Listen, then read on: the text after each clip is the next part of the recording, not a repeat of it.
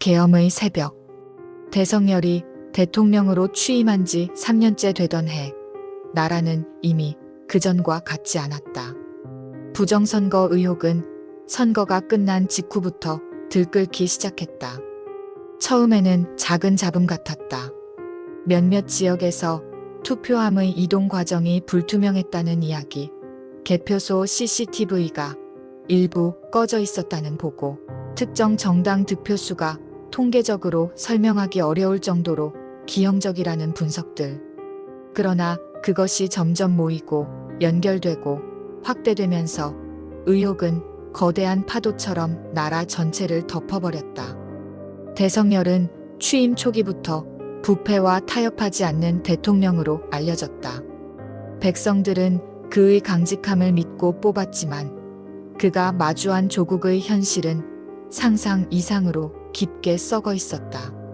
조정은 이미 오래전에 공익보다 사익을 앞세우는 집단으로 변했고, 관료들은 서로 혈연과 금전으로 얽혀 내부에서 거대한 부패 구조를 만들고 있었다.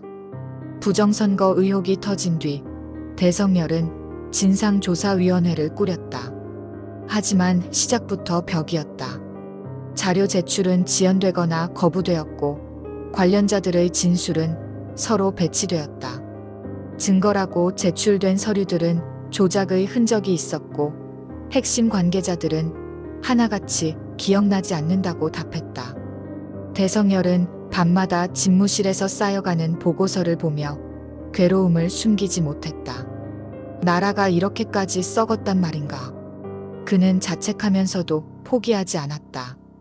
그러나 조정 내부 세력은 그보다 빠르게 움직였다. 그들은 자신들의 부패가 드러날까 두려워 대성열을 방해하는데 모든 힘을 쏟았다. 내부의 적. 대성열의 개혁이 강해질수록 내부 반발도 더욱 거세졌다.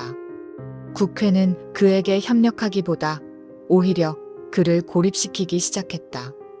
몇몇 의원들은 언론을 통해 근거 없는 소문을 퍼뜨렸다. 대통령이 권력을 강화하려고 부정선거를 핑계로 삼고 있다. 국가 혼란을 조장하는 것은 오히려 대통령이다. 이런 소문은 민심을 분열시키기 충분했다. 백성들은 진실을 알고 싶어 했지만 서로 다른 정보가 난무하면서 혼란이 더욱 커졌다. 전국은 점점 통제 불능의 상황으로 치달았다. 대성열은 조용히 참모들을 모았다. 조국이 무너지고 있다.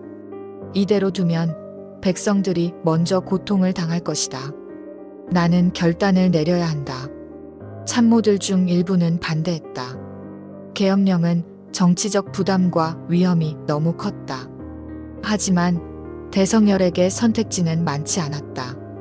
부정선거의 진실을 밝히는 것, 부패 구조를 드러내는 것, 그리고 무엇보다 혼란을 멈추는 것. 그는 그 세 가지를 위해 결심했다. 계엄령 선포. 계엄령이 선포된 새벽, 도시는 놀라울 만큼 조용했다. 군사 차량들이 주요 관공서를 보호했고, 통신망은 안정적으로 유지되었다. 대성열은 전 국민에게 연설을 발표했다. 국민 여러분, 조국은 지금 위기에 처해 있습니다. 부정한 선거와 깊게 뿌리내린 부패가 국가를 뒤흔들고 있습니다. 저는 이 나라를 바로 세우기 위해 잠시나마 질서를 바로잡고 진실을 밝히려 합니다. 일부는 그 말을 믿었고, 일부는 두려움과 불신을 드러냈다. 대성열은 그 모든 시선을 감수했다. 그는 오직 조국만을 바라보고 있었다. 군사와 조사단은 전국 각지에서 증거를 모았다. 사라진 투표함, 조작된 개표 기록, 금전 거래 내역.